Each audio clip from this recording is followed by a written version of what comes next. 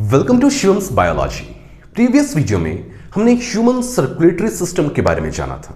हमने देखा था कि कौन कौन से कंपोनेंट्स मिलकर इस सिस्टम को बनाते हैं और उन्हीं कंपोनेंट्स में से एक बहुत ही इंपॉर्टेंट कंपोनेंट जो कि है ब्लड, उसे हम इस वीडियो में जानने वाले हैं। तो देखो, जो ब्लड है इससे आप सब परिचित हो। ब्लड क्या होता है भाई? बिल्कुल, जिसे हम खून या फिर रक्त कहते हैं। क्लास 9th में जब आपने टिश्यूज चैप्टर को पढ़ा था, वहां आपने देखा था कि एनिमल टिश्यूज 4 टाइप्स के होते हैं। कौन कौन से? Epithelial, connective, muscular and nervous. इनमें से जो कनेक्टिव टिश्यू है वो 3 टाइप्स के होते हैं। कौन कौन? Connective tissue proper, connective tissue skeletal and connective tissue fluid. तो जो फ्लूइड कनेक्टिव टिश्यू है वो कौन है भाई? ब्लड। तो ब्लड को अगर डिफाइन करना चाहें तो हम कह सकते हैं it is a fluid connective tissue. और यहां एक और चीज ऐड करना चाहूंगा कि ये जो टिश्यू है ना, ये लिविंग है। बहुत सारे टिश्यूज के एग्जांपल्स आपको मिल जाएंगे जो कि नॉन लिविंग होते हैं। जस्ट फॉर एग्जांपल, अगर आप प्लांट्स में देखो तो जो स्क्लेरेनकाइमा है वो क्या है? नॉन लिविंग है। लेकिन यहां पर ये क्या है भाई? लिविंग है। आप लिविंग फ्लूइड कनेक्टिव टिश्यू कह सकते हो या फिर सिंपली फ्लूइड कनेक्टिव टिश्यू कह सकते हो। तो blood is a fluid connective tissue in which the intercellular matrix is plasma। ये क्या है भाई? Intercellular matrix. देखो, कनेक्टिव टिश्यू में सेल्स के बीच जो मीडियम होता है, या फिर यूं कह लो कि सेल्स जिस चीज में सस्पेंडेड रहते हैं उस चीज को हम मैट्रिक्स कहते हैं। मैट्रिक्स के बारे में आप हायर क्लासेस में और डिटेल में जानोगे। तो ब्लड में जो भी सेल्स हैं वो जिस मीडियम में पड़े हुए रहते हैं उस मीडियम को हम प्लाज्मा कहते हैं। इसलिए ब्लड को कुछ यूं डिफाइन करते हैं, blood is a fluid connective tissue in which the intercellular matrix is plasma. ठीक है, तो देखते हैं कि ये प्लाज्मा क्या है और कौन कौन सी चीजें प्रेजेंट होती हैं ब्लड में। अगर बात करें ब्लड के कंपोनेंट्स की, तो ये बेसिकली 2 तरह की चीजों से मिलकर बना हुआ होता है। देखो, जो लिक्विड पार्ट है ब्लड का उसे हम कहते हैं प्लाज्मा, और प्लाज्मा के अलावा इसमें जो सेल्स या फिर सेल कंपोनेंट्स वगैरह प्रेजेंट होते हैं उन्हें हम कहते हैं फॉर्म्ड एलिमेंट्स। Formed elements. ये जो प्लाज्मा है ये पूरी तरह से लिक्विड होता है और इसमें ऑलमोस्ट 92 से 95% वाटर प्रेजेंट होता है। क्या होता है भाई? वाटर प्रेजेंट होता है। मैं यहां 92% लिख दे रहा हूं, बट ये वेरिएबल डेटा है बिकॉज जो कंपोजिशन है ब्लड का वो थोड़ा बहुत फ्लक्चुएट करता रहता है। तो ये वाटर को रखता है अपने अंदर और यहां कुछ डिसॉल्व चीजें होती हैं, जैसे कि कुछ प्रोटीन्स होते हैं, कुछ हॉर्मोन्स होते हैं, वगैरह वगैरह। बहुत सारी चीजें यहां प्रेजेंट होती हैं। ठीक है, प्रोटीन्स, हॉर्मोन्स एक्सेट्रा। जैसे कि एल्बुमिन प्रोटीन है, या फिर एक बहुत ही इंपॉर्टेंट प्रोटीन होता है हेपेरिन, जो कि ब्लड को बॉडी के अंदर जम जाने से रोकता है। वो सारे प्रोटीन्स भी इसमें घुले हुए होते हैं। तो प्लाज्मा लिक्विड पार्ट है ब्लड का, उसमें वाटर काफी ज्यादा होता है और कुछ घुली हुई चीजें भी प्रेजेंट होती हैं। प्लाज्मा के बाद जो बाकी चीजें हैं जिन्हें कि हम फॉर्म्ड एलिमेंट्स में रखते हैं, ये चीजें कौन कौन सी हैं भाई? तो यहां पर प्रेजेंट होता है आरबीसी। कौन प्रेजेंट होता है? आरबीसी, यानी कि रेड ब्लड सेल्स। आरबीसी को एक और नाम से जानते हैं, इरिथ्रोसाइट। किस नाम से जानते हैं भाई? इरिथ्रोसाइट। ठीक है, आरबीसी के अलावा एक काफी इंपॉर्टेंट कंपोनेंट है यहां, बहुत ही इंपॉर्टेंट है ये। इसका नाम है डब्ल्यूबीसी, यानी कि व्हाइट ब्लड सेल। इसे हम ल्यूकोसाइट भी कहते हैं। क्या कहते हैं? ल्यूकोसाइट। देखो, ल्यूको का मतलब होता है एक्चुअली कलरलेस। ठीक है ना, जैसे इरिथ्रो का मतलब होता है रेड, वैसे ल्यूको का मतलब क्या होता है? कलरलेस। तो ये व्हाइटिश और कलरलेस टाइप का सेल होता है, तो हम कहते हैं इसे ल्यूकोसाइट। और यहां कुछ और इंपॉर्टेंट कंपोनेंट होते हैं। बेसिकली मैं ये नहीं कह रहा हूं कि कुछ इंपॉर्टेंट सेल्स होते हैं, बिकॉज अब मैं जिसकी बात करने वाला हूं वो सेल नहीं है, वो सेल फ्रैगमेंट्स हैं। देखो, आरबीसी और डब्ल्यूबीसी सेल्स हैं, बट जो प्लेटलेट्स होते हैं वो सेल्स नहीं है। प्लेटलेट्स जो है वो सेल के फ्रैगमेंट्स हैं। एक्चुअली कुछ बहुत बड़े बड़े सेल्स होते हैं बोन के अंदर, जिसे मेगा कैरियोसाइट कहते हैं, उनके ही कुछ फ्रैगमेंट्स होते हैं प्लेटलेट्स। तो इस बारे में डिटेल आप हायर क्लास में जानोगे कि प्लेटलेट्स कैसे बनते हैं।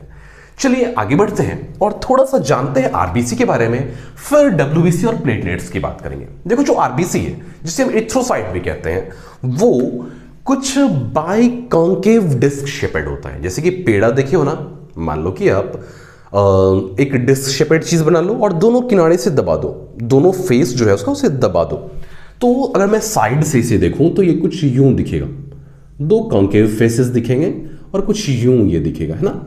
और अगर ऊपर से देखोगे तो ये चपटा हुआ दिखेगा, ठीक है ना। इसमें जो मेम्ब्रेन है इसे हम डोनेंस मेम्ब्रेन कहते हैं। क्या कहते हैं? DONNAN', Donnan's membrane. तो आरबीसी का जो मेम्ब्रेन है वो कहलाता है डोनेंस मेम्ब्रेन। और एक बहुत ही इंपॉर्टेंट बात है कि जो मैच्योर मैमेलियन आरबीसी होती है, हाँ कुछ एक्सेप्शंस जरूर हैं, बट मोस्टली मैमल्स में जो मैच्योर आरबीसीज होती हैं उनके अंदर न्यूक्लियस, माइटोकॉन्ड्रिया और ज्यादातर सेल ऑर्गेनल्स एब्सेंट होते हैं। क्यों एब्सेंट होते हैं भाई? देखो जो आरबीसी है इसका फंक्शन आप पढ़ चुके हो कब? जबकि मैंने आपको रेस्पिरेशन पढ़ाया था। रेस्पिरेशन के प्रोसेस में आपने देखा था कि जब हम सांस अंदर लेते हैं और ऑक्सीजन को वहां से, यानी कि हमारे एल्वियोलस से हर एक सेल तक पहुंचाना होता है। ये काम कौन करता है? आरबीसी के अंदर जो हीमोग्लोबिन प्रेजेंट होता है वो करता है। तो जैसे कि मान लो अगर कोई पार्टी हो रही है या फिर यूं को बहुत सारे लोग खाना खा रहे हैं, दावत हो रही है, उसमें आप किसी बंदे को भेजना चाहते हो रसगुल्ला परोसने के लिए, और एक ऐसे बंदे को आप रसगुल्ला से भरी हुई एक टोकरी दे देते हो। जो बंदा खुद बहुत बड़ा पेटू है तो वो क्या करेगा? जाते जाते कुछ रसगुल्ले तो चट कर जाएगा, है ना। तो अगर आरबीसी के अंदर माइटोकॉन्ड्रिया हो, बाकी के कंपोनेंट्स हो, तो यहां ये ऑक्सीजन को कुछ यूज कर सकता है। और आरबीसी का मेन फंक्शन क्या है? बस ऑक्सीजन को ट्रांसपोर्ट करना। तो जब आरबीसी मैच्योर होती है तो अंदर से ऑलमोस्ट सारी चीजें खत्म हो जाती हैं और बचता क्या है? हीमोग्लोबिन काफी सारा, जो कि ऑक्सीजन को लेकर ट्रांसपोर्ट करा सके। तो ये तो रहा भाई आरबीसी। आरबीसी का फॉर्मेशन जो होता है उस प्रोसेस को हम कहते हैं एरिथ्रोपोएसिस। चलो मैं यहां लिख देता हूं, आरबीसी का फॉर्मेशन जो है वो कहलाता है एरिथ्रोपोएसिस। एरिथ्रोपोएसिस। तो एरिथ्रोपोएसिस क्या है भाई? आरबीसी के फॉर्मेशन के प्रोसेस को एरिथ्रोपोएसिस कहते हैं। चलो इसके बाद जानते हैं डब्ल्यूबीसी यानी कि ल्यूकोसाइट्स के बारे में। डब्ल्यूबीसी के कुछ टाइप्स होते हैं। देखो बेसिकली इसे दो टाइप में हम कैटेगराइज कर सकते हैं। कुछ डब्ल्यूबीसी के साइटोप्लाज्म में छोटे छोटे ग्रैन्यूल्स यानी कि छोटे छोटे दाने प्रेजेंट होते हैं, उन्हें हम ग्रैन्युलोसाइट कहते हैं। और जिनमें ये नहीं होते हैं उन्हें हम ए ग्रैन्युलोसाइट कहते हैं। तो हमने डिवाइड किया इसे दो टाइप्स में, ग्रैन्युलोसाइट्स, और जो दूसरा टाइप है वो कौन सा है भाई? ए ग्रैन्युलोसाइट।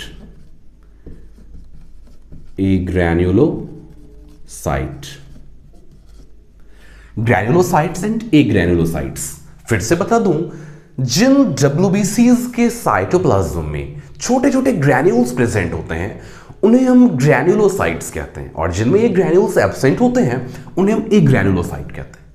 ये जो ग्रैन्युलोसाइट्स हैं इनके भी कुछ टाइप्स होते हैं। कौन कौन से? चलो देखते हैं। जो सबसे पहला है वो है eosinophil.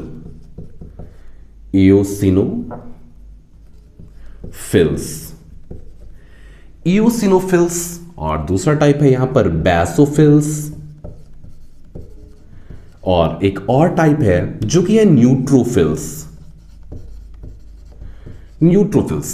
Eosinophil, basophil and neutrophils. और जो ए ग्रैन्युलोसाइट हैं ये दो तरह के होते हैं। ये होते हैं मोनोसाइट्स एंड लिम्फोसाइट्स। तो ये सारे टाइप्स हैं डब्ल्यूबीसीज के। ये जो लिम्फोसाइट्स हैं इनके भी दो टाइप्स होते हैं। आप कहोगे कितने टाइप्स हैं? देखो कुछ लिम्फोसाइट जो कि बोन के अंदर मैच्योर होते हैं उन्हें हम कहते हैं बी लिम्फोसाइट, और कुछ जो कि थाइमस ग्लैंड में जाकर मैच्योर होते हैं उन्हें हम कहते हैं T lymphocyte, T for thymus and B for bone. तो ये दो तरह के हो जाते हैं, T lymphocyte and B lymphocyte. Okay, तो ये सारे टाइप्स थे किसके, डब्ल्यूबीसी के, यानी कि ल्यूकोसाइट के। हमारी बॉडी में जैसे कि आरबीसी का मेन फंक्शन है ऑक्सीजन का ट्रांसपोर्टेशन, वैसे ही डब्ल्यूबीसी जो है ना वो डिफेंस के फंक्शन में काम आता है। यानी कि बॉडी के अंदर जो हमारा इम्यून सिस्टम है उसका एक बहुत ही इंपॉर्टेंट कंपोनेंट होता है डब्ल्यूबीसी, हमारी बॉडी को अलग अलग डिजीजेस से बचाता है। आप हायर क्लासेस में इन सारे टाइप्स को पढ़ोगे बहुत डिटेल में, यूसिनोफिल, बेसोफिल, न्यूट्रोफिल और बहुत कुछ है यहाँ, और ये सब कैसे काम करते हैं, इन सब का वर्किंग मैकेनिज्म डिफरेंट होता है, अलग अलग तरीके से काम करते हैं हमारी बॉडी को रोगों से बचाने में। तो ये सब कैसे काम करते हैं ये आप आगे जानोगे। अभी बस इतना सा जानो कि आरबीसी का मेन फंक्शन है ऑक्सीजन ट्रांसपोर्टेशन एंड डब्ल्यूबीसी का मेन फंक्शन है डिफेंस, यानी कि बॉडी को रोगों से बचाना। अब बात करते हैं प्लेटलेट्स की। प्लेटलेट्स को हम थ्रोम्बोसाइट्स भी कहते हैं। क्या कहते हैं, थ्रोम्बोसाइट्स। थ्रोम्बो वर्ड बना है थ्रोम्बस से, और थ्रोम्बस का मतलब होता है क्लॉट। मतलब समझ गए होंगे कि ये ब्लड को क्लॉट करने में हेल्प करता है। जब भी हमारी बॉडी में कोई इंजरी होती है, मान लो कि कहीं पर स्क्रैच लग गया और ब्लड वहां से बाहर आना शुरू कर दिया, तो क्या वो ब्लड हमेशा बाहर आता रह जाता है? यूजुअली ऐसा नहीं होता है, वो क्लॉट कर जाता है। तो ये क्लॉटिंग करवाने में प्लेटलेट्स का बहुत ही इंपॉर्टेंट रोल होता है। चलिए जानेंगे हम थोड़ी ही देर में कि प्लेटलेट्स कैसे ब्लड क्लॉटिंग में हेल्प करते हैं। आई होप आपने इन चीजों को नोट कर लिया होगा। अगर आपने नोट नहीं किया है तो स्क्रीनशॉट ले लो या फिर वीडियो को पॉज करके नोट कर लो। अब हम जानेंगे ब्लड क्लॉटिंग मैकेनिज्म के बारे में, यानी कि ब्लड की क्लॉटिंग कैसे होती है। मैं इन चीजों को इरेज कर दे रहा हूं। तो मैंने आपको बताया कि ब्लड क्लॉटिंग के प्रोसेस में जो मेन रोल होता है वो होता है प्लेटलेट्स का। चलिए समझते हैं। देखो, मान लो कहीं पर इंजरी हुई, तो जो इंजर्ड टिश्यूज हैं वो टिश्यूज, और चलो मैं थोड़ा सा इधर लिख दे रहा हूं जिससे कि आपको ज्यादा जगह मिल पाए इन चीजों के लिए। तो जो इंजर्ड टिश्यूज हैं वो, और उस जगह के जो प्लेटलेट्स हैं जो रप्चर हो गए हैं, वो प्लेटलेट्स, ये दोनों ऑलमोस्ट एक जैसे सब्सटेंस को सेक्रेट करते हैं जो कि है थ्रोम्बोप्लास्टिन। क्या है भाई? थ्रोम्बोप्लास्टिन। थ्रोम्बोप्लास्टिन। देखो, थ्रोम्बोप्लास्टिन जो टिश्यू से आता है और जो प्लेटलेट्स से आता है उसमें थोड़ा बहुत डिफरेंस होता है, बट उतने डिटेल में अभी क्लास 10th में आपको बिल्कुल भी नहीं जानना है।